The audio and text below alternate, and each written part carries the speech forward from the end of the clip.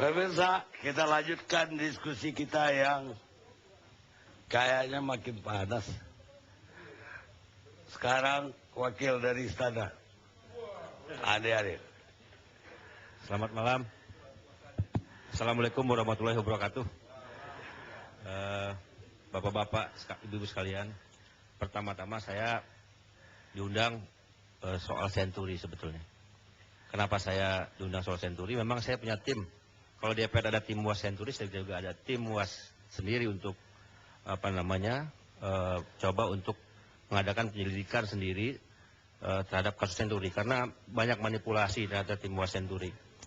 Bukti manipulasi itu adalah kalau betul Anas menyebut nama dan mereka kaget, betapa uang negara sudah dikeluarkan banyak itu percuma untuk tim UAS senturi. Kalau betul Anas menyatakan nama-nama baru dan itu dipercaya. Kalau tidak, kenapa harus terus mengejar nama-nama itu? Apakah tidak cukup laporan PPATK? Sebelum saya bicara tentang analisis PPATK, saya akan mengajak semua kita melihat fakta-fakta tentang Bank Mutiara sekarang. Bank Mutiara sekarang ini asetnya tahun 2008 itu 5,5 T, sekarang 15,38 T. Kedua, dana pihak ketiga tahun 2008 5,1 T, sekarang 13,4. Saya kira gini, kalau nggak perkembangan bank, semua bank naiknya sebentar bang. Kemudian angka penyaluran kredit dari 4,7 ke 11,1, dan yang paling penting NPL-nya dari 35,2 jadi 3,9. Sekarang menjadi bank yang sangat sehat. Ini penting menjadi fakta. Nggak, kalau itu persoalannya, ada bank yang sehat.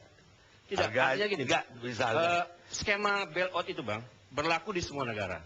Baik yang sangat kapitalistik, maupun yang sangat sosialistik. Betul. Tapi yang dipersoalkan orang, ketika kita bailout itu layak tidak di bailout. Nanti jadi debat senturi. Oke. Artinya, kalau barang itu merongsokan, layak kan kita kalau berpikir ternyata kemudian angkanya positif dari 2012 betul. Kalau kita beli yang sehat mungkin lipatnya udah lebih jauh lagi. Oh, belum tentu bang. Makanya belum tentu ya makanya jangan itu debatnya. Bang Karni sebentar. Begini. Saya tidak percaya sama Pak Akbar ini. Pak Akbar saya tidak percaya. Kenapa? Karena mereka menemukan LC bermasalah misbakun aja nggak mampu, saya nggak percaya. Mereka tidak mampu. Nah gini, dan terbukti LC-nya misbakun bermasalah. Kenapa? Direksinya dihukum. Bang Karni. Jadi saya tidak percaya. Sebentar. Ndi. Saya akan bicara soal aliran dana. Soal aliran dana 6,7 T. Di DPR itu, waktu itu PPATK sempat dimintai pendapat tentang kemana 6,7. Itu sangat jelas bang. 2,1 T itu untuk menutupi LC bermasalah itu. Jelas loh itu, angka 2,1. Kemudian ada sahamnya Tantular 62%, akun-akun berbau Tantular, Robert Tantular, mohon maaf, 62% sekitar 3,2.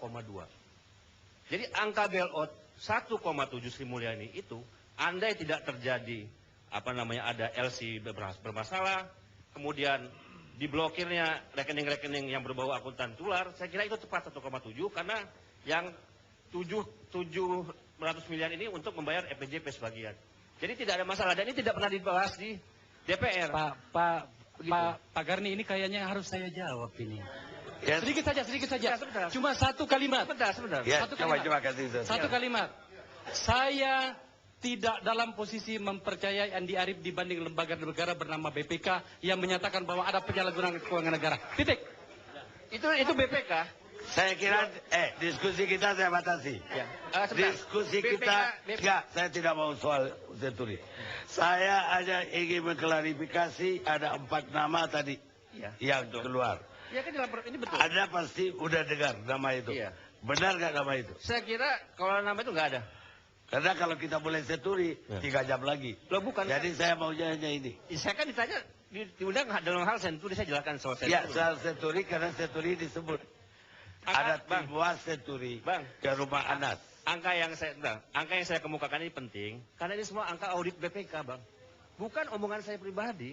Semua audit BPK ini Jadi salahnya di mana gitu? Gini. Kalau soal kedatangan gini. ke rumah Anas, Kalau Anda bilang audit BPK, saya udah masuk ke ruang kerja ketua BPK. Iya. Saya melihat seluruh gambaran kemana aja itu uang. Betul.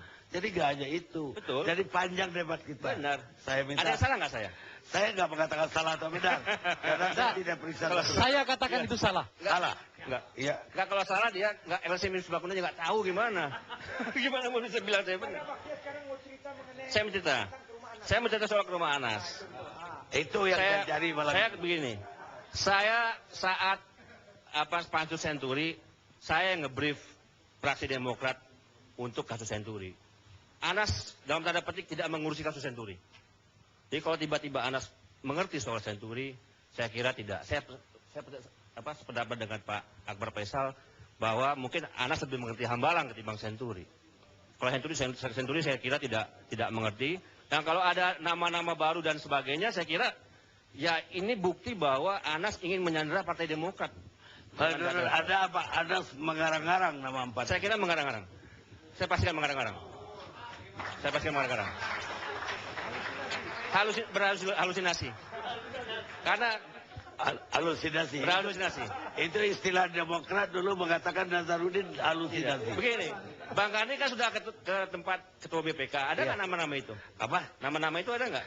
Nama-nama PT. Tapi siapa di balik PT itu saya tentu tidak akan periksa itu. Ya, kan nggak ada kan nama-nama itu. Iya, tentu ada nama orang di PT. Saya nggak tahu apa PT itu manusia siapa. Justru saya mencurigai pertemuan itu jangan-jangan tidak menyebut nama.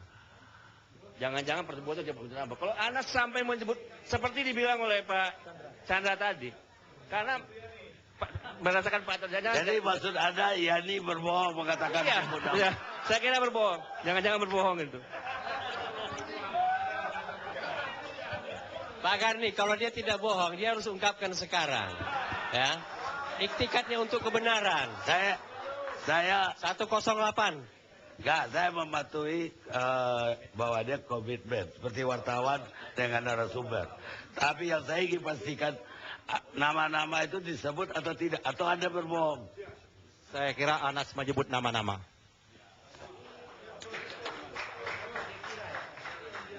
Saya kira Pak Deddy sekarang.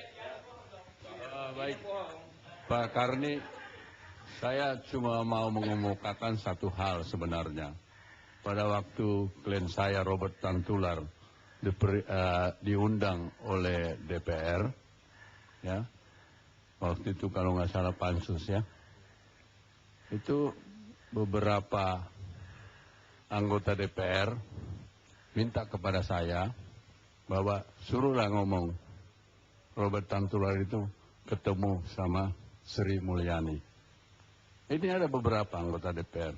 Sampai di WC saya juga diminta, Pak Denny, bantu dong, suruh ngomong kliennya itu bahwa ketemu Robert Tantular itu ketemu sama Sri Mulyani. Itu aja perkataannya satu, cukup. Tak tahu apa makna atau keinginan DPR dalam hal ini. Itu aja yang saya ingin kemukakan. Terima kasih. Karena DPR-nya waktu itu belum tahu Pak Deddy mau masuk Partai Demokrat. Apa? Mas Kiwatejo. Gimana Pak Karni?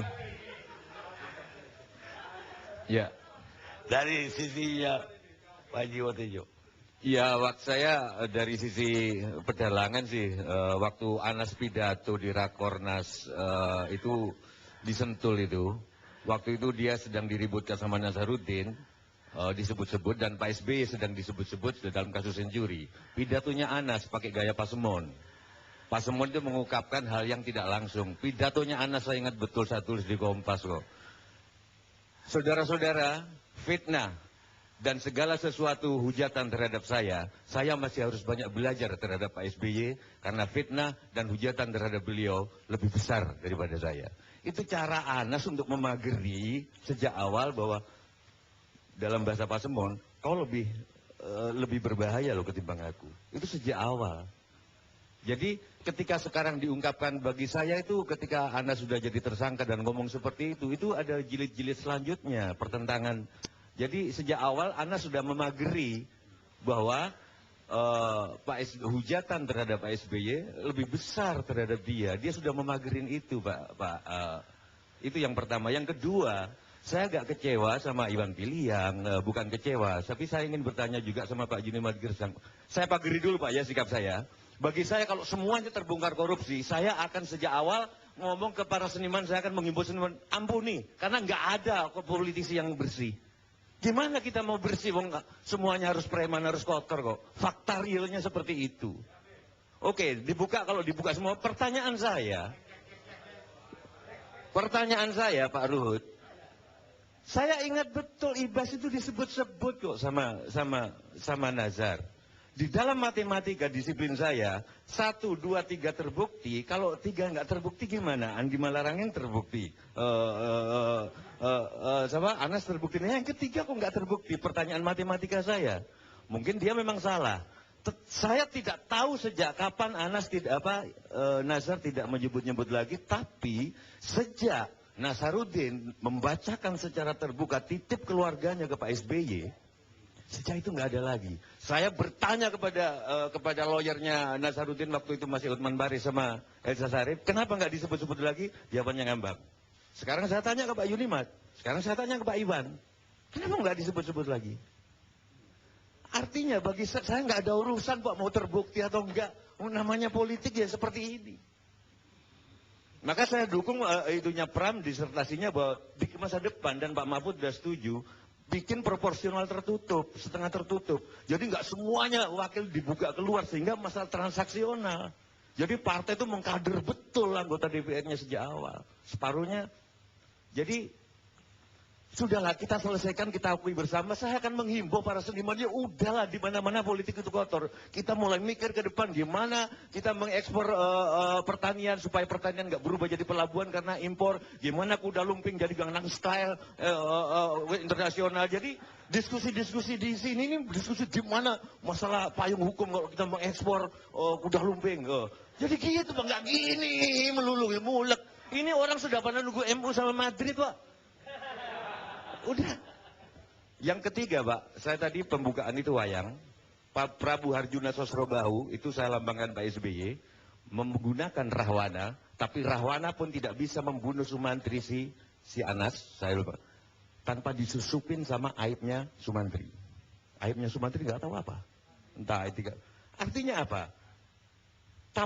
Rahwana, lembaga superbody, nggak bisa juga ngadepin Anas. Kalau nggak disusupin itu. Siapa yang mensusupin itu? Aku nggak tahu. Tapi problem yang sama. Rahwana, lembaga superbody itu, entah KPK, pernah mau membunuh Sosrobahu. Tapi ditolong. Oh sorry, bukan pernah. Pernah kepepet dalam hidupnya. Ditolong sama Harjuna Sosrobahu. Mengingatkan kasus simulator SIM kan? Polisi sama KPK kan? Ditolong kan sama Pak SBY? Tanpa diminta oleh Pak SBY, tanpa diminta oleh Harjuna Sosrobahu, tanpa diminta dalam wayang, si Rahwana yang superbody itu bersumpah tidak akan membunuh Sosrobahu. Nah, apakah ini akan terjadi? Saya kira itu. Kita lihat sejarah. Kita lihat.